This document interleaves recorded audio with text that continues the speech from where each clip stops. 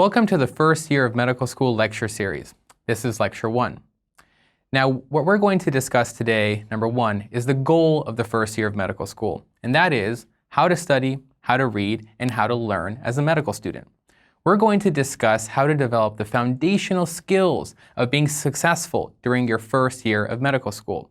This will include knowing how to set up a study schedule and how to adhere to it, how to study when you just don't want to, and how to manage your sleep. Now, don't worry about U.S. Assembly Step 1 during the first year of medical school. This is not the time. I don't care what anyone tells you. It's not the time. What you need to do instead is learn how to properly study before we actually start studying for U.S. Assembly Step 1. What you want to do is to do well during your first year of medical school exams. Now, what is the purpose of the first year of medical school? Let's focus really on 3 parts. First, we need medical students to learn how to properly study, how to read, and how to learn effectively and efficiently in the first year of medical school. Students need to develop excellent time management skills. As your medical school career progresses, you'll be asked to learn more and more in shorter and shorter periods of time.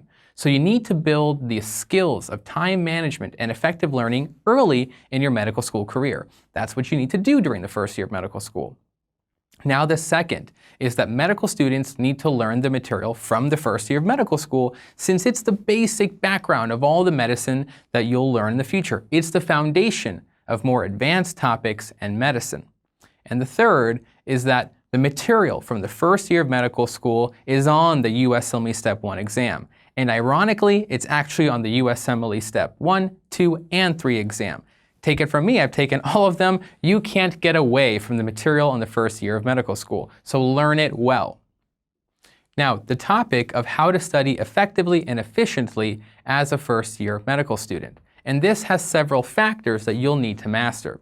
These include creating a manageable study schedule, not just a crazy one you can't do, one that you can actually manage and accomplish. Knowing then how to strategically time your study schedule to make it manageable. You'll need to learn techniques to enhance your recall of information, and you'll also need to learn how to read quickly and retain information well. You'll also need to learn how to study when you don't want to, and this will happen. And you also need to have excellent sleep schedule and great sleep hygiene. So let's jump right into these topics. The very first one, creating a study schedule. Now, the study schedule for the first year of your medical school will be based around the curriculum of your school. So let's use this as an example. We'll run you through one of my typical days. Let's say it's the beginning of the school year and you have the following courses: biochemistry, physiology, histology, and anatomy. Wow, that sounds like quite the course load. And you may be concerned because you may or may not have taken these courses while in college. And you will quickly notice that when you go into a medical school lecture, you will cover a large amount of material in a very short period of time. Thus, you really do need a good study schedule to ensure that you will learn all of the material and that you're also able to recall all of this material. Now, the basics of your study schedule will be based on when you wake up and when your lectures begin. That's the beginning of the day. I don't recommend waking up right before the lecture starts, hitting snooze and running out. Instead, let's have a more slow-paced approach to the day and probably a more beneficial one.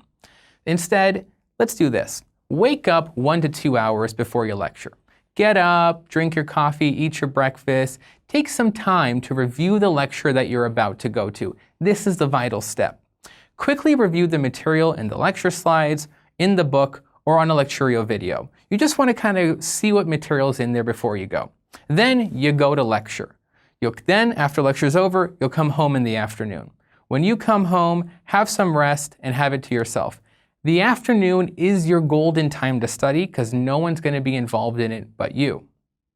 Now, an ideal study plan requires that you look at each exam that's going to be coming up for the next course and how many lectures until that exam comes. And then you space out your study time so you can study the material that you covered that day. So let's run an example.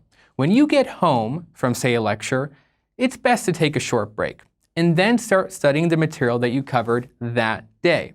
Review the lecture slides. read the book that your professor recommended, or watch the relevant lecturio videos. The key is that you're studying the material the same day that it was lectured on. Now let me say that again. Write this down on your hand, tattoo it, I don't care. The key is that you are studying the same material the same day that it's lectured. What you're doing here is taking advantage and thinking about the same material multiple times in one day. And if you take this study schedule, what you're actually going to be doing is reviewing the material 3 times.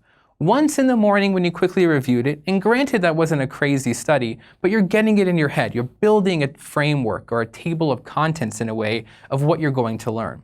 Then you're going to go to lecture and you're going to hear the material again. You'll kind of have the framework and you start filling it in. And then when you get home, that's the 3rd review. You'll be reading it carefully and really trying to be understanding the material well.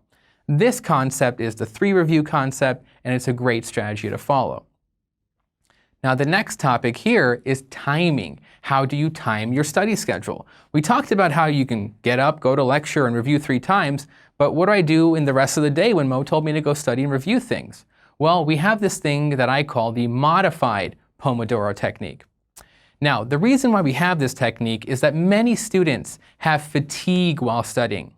Now, I've worked as a medical school tutor for many years, and I've heard almost every single reason why students get tired of when they study. And the core problem that I find every time is always timing and distractions. What often happens? Students will start to notice that they have a very large course load to study to, and then when they get home, they just feverishly jump in and start studying. After an hour or so of uninterrupted, just nose to the grindstone studying, fatigue will start to kick in. They will start playing on their phone, getting up, getting something to eat. They'll find any excuse just not to study. I mean, geez, I just spent 2 hours agonizing. Why would I want to do any more? Then, after a few days of the same technique, students start to get annoyed, and then they just don't want to study anymore, and they start to hate medical school. And frankly, if I had that technique, it's just not fun. So what's the solution to this technique? I've seen students come in that I've had to tutor. The solution is simple. I named it after myself. Doc Osara's modified Pomodoro technique. It's really just a Pomodoro technique, but I play with it. Now, it's modified because it's adjusted for students who are in medical school. Now, how do you do this? Number 1, this is the most important for students in our generation. Take your cell phone and put it in airplane mode. Turn off your computer's notifications. This is not the time to be getting Twitter, Instagram, Facebook, whatever updates. Now you're going to need to go buy a timer, like a kitchen timer, or just use the timer on your phone. Set the timer for 30 minutes. Now what you're going to do is your phone, remember, it's on airplane mode, your computer's got no thing, so if you got to study from a book or a computer, you're ready, no distractions. You got a timer set for 30 minutes, start the timer. Now during these 30 minutes, do nothing but study. No getting up, no going to the bathroom, no getting up to eat, no playing on your computer, no playing on your phone, not talking to anyone, nothing but pure studying. Then after 30 minutes, you get to rest. Set your timer for 5 minutes now. Now you get to have 5 minutes of doing anything you want. What you will not do during these 5 minutes is study. You will do everything but study. You'll get up, you'll eat, you'll play on your phone, do whatever you want, whatever works. When those 5 minutes are up, you go back to your dedicated and uninterrupted study time of 30 minutes. So 5 minutes ends, you were doing whatever you were doing, you set the timer back to 30 and you start again. Now the purpose of this modified Pomodoro technique is that it allows you to keep focus, but also gives you an end time reward. When you're studying in the 30-minute block and you know that a 5-minute break is coming up, you're less likely to goof off or playing around. That 5 minutes is essentially a reward. Now when you have this rapid cycling of a reward every 30 minutes, it's going to allow you to study harder and keep focus because you know that every 30 minutes you'll have a reward coming up. And frankly, research has shown that if you study for 30 minutes and take a break and then come back, that's ideal learning for retention. Now, how do you enhance memory recall? This is a vital skill as a medical student and a doctor. How do you recall things that you previously studied? Now, studying effectively and efficiently requires techniques. And these techniques are absolutely vital, like I said, to both doctors and medical students. Now, as a medical student, you'll be learning the foundation of knowledge that you'll build upon as your career progresses, and you'll come back to this knowledge time and time again as a doctor. First, you want to use multiple resources, but not too many. Now, you're going to want to study more than simply the lectures and slides and textbook that your school gives you. What you're going to want to do, though, is follow along with your school curriculum with the lecturio videos simultaneously. The benefit here is that you'll cover whatever the school wants you to, but you'll have an excellent supplement to learn the high-yield information that's designed just for medical students. So that's lecture and then videos. The next thing you're going to want to do is read books that are considered high yield. And there's many high yield books on the market. The reason why this is important is that it gives you a good way to review what information is considered high yield. Now that's something very important you're going to learn in medical school. Things are going to essentially be high yield or low yield.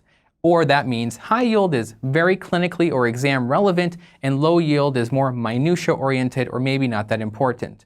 Studying with a high yield source like the lecturio videos or having a high yield book will tell you what you should focus on initially. The third thing that you're going to need is to have access to what is called a reference book. A reference book is usually a very big, thick book that you reference to study material much more in depth. A reference book is full of low yield information. But the value here is that when you're going to lecture and learning things, watching videos in the lecturio lectures, or looking at your high yield book, there are going to be some topics where you think, you know what, I want some more detail. I need to learn a little bit more. I don't know enough background. And then you crack open the big reference book or the digital version, and then you look in there and you can read much more detail to give your brain an understanding of what you're reading to really understand the high yield material. Now, research has shown that not all resources are the same. And if you notice, I gave you a mix. I told you to do some lecture, do some audio-visual lectures, to read some books, to use some reference, and here's why. Research has shown that if you just were to go to lecture, you're actually only going to retain 5%. That's absolutely despicably low. 5%, you miss 95% by going to lecture? That's the sad truth. So going to lecture alone, you retain 5%. If you're reading something, you retain 10%. I know you're thinking, Mo, you're wrong. I can retain almost everything. You'd be surprised. If you read, you really only retain about 10% for good recall. If you do something audio-visual, like those lecturio videos where you have someone talking and a visual sense going on, you're going to retain 20%. Now, we call this thing called demonstration. It's not really relevant to studying, but if you're learning something by hand or learning a concept visually, demonstration gives you 30%. If you were sitting in a group of study peers and discussing, you'll have a 50% recall. And if you actually practice by doing something, you'll have a 75% recall. And the gold here is teaching others or immediately using or implementing something that you've learned is a 90% recall. That's amazing, right? And that's what we're going to key in on. So if you've noticed, the recommendation we gave for good learning, you mix up these resources. You don't just rely on lecture alone. You don't just rely on reading alone. You want to mix all these up and try to get as much from each category as you can. Now, the second thing that you're going to need to do is to use flashcards. So, how do medical schools and medical boards test questions in physicians? Well, they do them in the form of exam questions. That's how we get tested. Now, flashcards are simply just that. A fun way for you to test your knowledge against yourself in a no judgment, no consequence manner. What you're going to do is to take flashcards and you're going to create them by writing a question on one side of them. And then on the back side, you're going to put the answer. In this way, you're coming up with questions on your own and then challenging your memory, challenging your recall to come up with them on the back. And in this way, you're essentially testing yourself. You're asking yourself a question, like medical schools and medical board exams do, and then getting to see the answer in a risk-free environment. Now, that's a paper way of doing it with physical flashcards. You can also do it digitally. There is this program called Anki, and that's a great tool for creating and testing yourself on flashcards. And you can just Google Anki, and it's a free software to use. Now, the third concept, and absolutely important, is the concept of space repetition with your flashcards. Now, research has shown that short burst of studying over time and repeatedly testing yourself on what you have learned is the absolute best technique for long-term recall of material. Now, this means that on your study schedule that you're going to create, you need to study material the absolute same day it's taught. Now, we emphasize this. When you go to lecture and you come back home, study that day's material. And then every 2 or 3 days thereafter, you need to review that material again. Now, an efficient way to do this is to use that free computer software we talked about called Anki. Now, what this software does, it allows you to keep coming back to your flashcards. So say on day 1, you reviewed some material, you made your flashcards, and you studied them that day. And 2 to 3 days later, you go back to that flashcard deck and you see them again. And over time, your flashcard deck will grow as you go to more and more lectures. But the benefit will be you'll keep seeing old material as you're seeing today's new material and having what's called spaced repetition, which is absolutely going to increase your recall. Now, the fourth skill here is you do not want to cram. Now, emergencies do happen, that's life, and sometimes you have to cram. But research has also shown that cramming will only keep knowledge in your head for just a few days. And after that, it's going to be difficult to near impossible to actually recall. Thus, you want to avoid cramming at all costs and only do it in the case of emergencies. Now, how do you read quickly and retain well? Well, reading quickly is a skill that students will develop, and it's something that you have to develop and something that you'll continue to get better at over time. So, here are some simple ways for you to improve your reading and to improve your retention. The very first thing, and it may sound goofy, is to read out loud.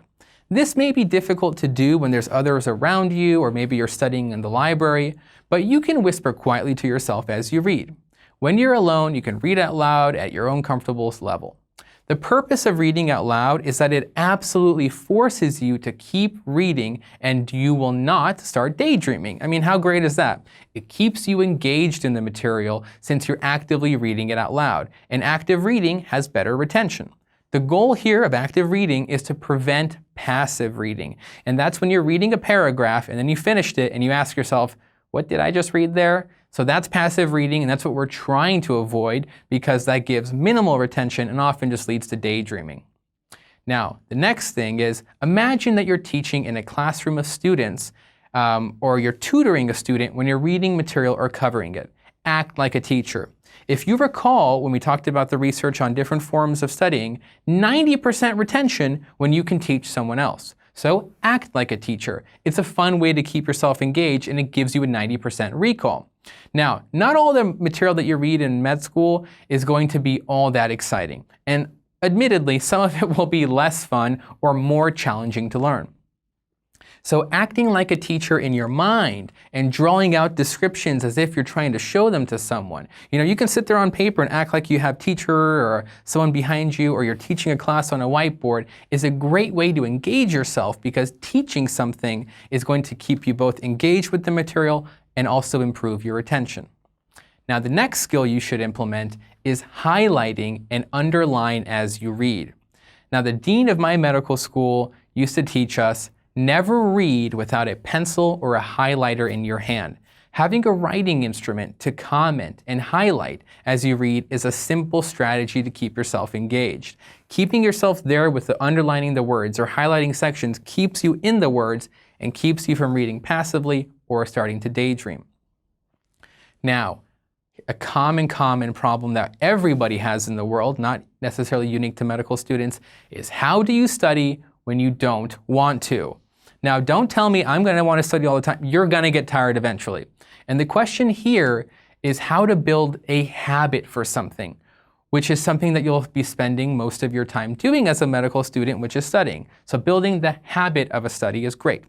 Now, recall that the habit cycle has a cue, a habit, and a reward. And so starting with the cue, you need to pick a regular cue that will trigger you to start studying. This can be time-wise. So when you get home from lecture or after you've had lunch or after you've exercised, that can be your cue. So after you've done that, you can start studying. Now, after you've actually started the cue, you need to start studying itself. And how should you study? Well, I'm biased, but you should be using what we're telling you is the Dakusara's modified Pomodoro technique to study. So pick whatever cue works for you and stick with it. After you're done studying, so you had a cue, you got home from lectures, you sat down, you're studying using the Pomodoro technique, time has gone by, you're like, that's enough studying for now. Then you need to give yourself a reward. And a reward can be anything. It can simply be feeling good about yourself for having studied so hard. You can eat something you like or enjoy some type of entertainment. And this will complete the habit loop, having the cue, the habit, and the reward. And this will build, ingrain within you a system in place to keep you studying efficiently and effectively, and it's a habit that you're going to need as a medical student. Now, sleep schedules, naps, and sleep hygiene, all critical and commonly talked about topics in medical school. Sleep is important, if not more important than eating healthy and exercising. If you lack sleep, you will start to diminish in every other category. You will study less effectively when you have not had enough sleep. You won't be able to exercise as well. You'll make poor decisions. You'll probably end up eating poorly.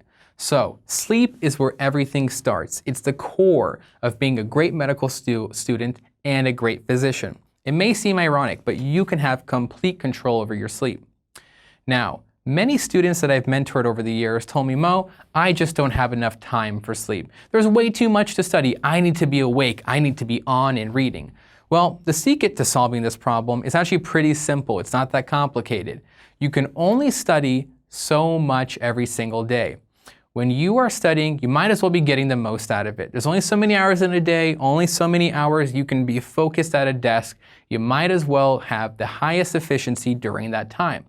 So you'll be able to study faster and retain more when you sleep well. So when you're telling me, Mo, I have a ton to study, the first thing I'm going to tell you is you better be sleeping enough to make sure you're studying efficiently. So let's walk through the solution. Let me tell you a schedule. So you should be telling yourself when you're planning out your schedule for studying that you should get about 7 to 8 hours of sleep every single night. I don't care what you have to do to make this happen. Make it happen. You may have to stop studying. You may have to turn down social events. Let me reinforce this. Absolutely nothing is going to get in front of your way of getting enough sleep. It's that important. You don't sleep well, you don't study well. So get enough sleep. Once you've scheduled in 7 to 8 hours of sleep a night, then you can study everything else around it. So once the sleep is in your schedule, you can schedule your study time and everything else.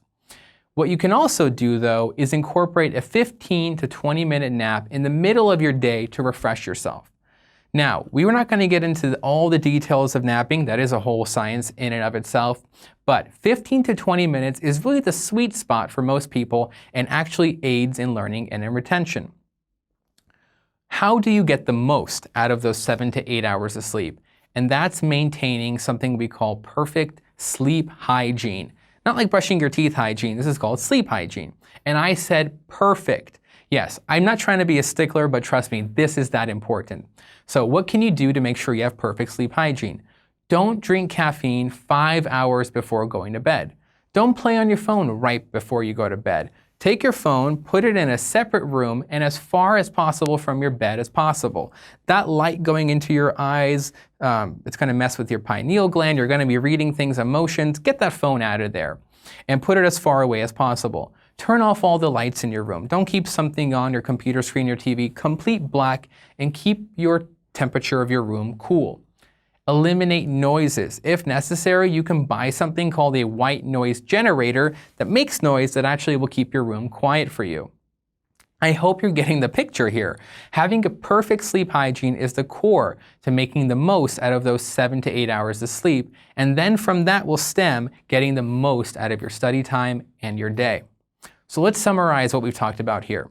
The purpose of the first year of medical school is to learn the basic science material that is taught. But just as importantly, you're going to learn how to effectively manage your study schedule and how to study well. You need to create a study schedule that is based on reviewing material multiple times in a day and using spaced repetition over time with the use of flashcards. Now, use Dakusara's modified Pomodoro technique to enhance your time management and focus. Study for 30 minutes and give yourself a 5-minute break and continue. Read actively to engage yourself. Read out loud. Act like you're giving a lecture. Keep yourself from passive reading. Use the power of habits to study when you don't want to. Remember the habit loop: a cue, a habit, and reward. Develop this habit in yourself and your studies will become natural to you. Maintain perfect sleep hygiene and make sure you give yourself enough sleep. A great day of effective studying which starts with enough sleep. Thank you.